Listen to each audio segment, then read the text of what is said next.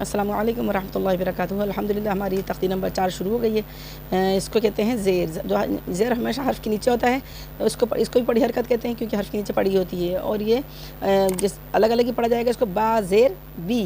اس کو پڑھتے وقت زیر کو پڑھتے وقت 3 باتوں کا خیال رکھتے ہیں. کھینچتے نہیں جیسے با زیر بی, جھٹکا نہیں دیتے جیسے با زیر بی, اور مجھول نہیں پڑھتے جیسے بے زیر بے, تے زیر تے, سے زیر سے, جیم زیر جے. اس طرح یہ مجھول نہیں کو پڑھنا ہے. زبر کو پڑھتے وقت جھٹکا نہیں دینا, کھینچنا نہیں ہے, اور مجھول نہیں پڑھنا ہے, اور جلدی پڑھنا ہے.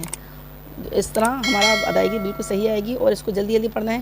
با زیر بی, تا زیر تی, سا زیر سی, جیم زیر جی, حا زیر حی, خا زیر خی, دال زیر دی, زال زیر دی, را زیر ری, زا زیر زی, سین زیر سی, شین زیر شی, صاد زیر سی, ضاد زیر دوی.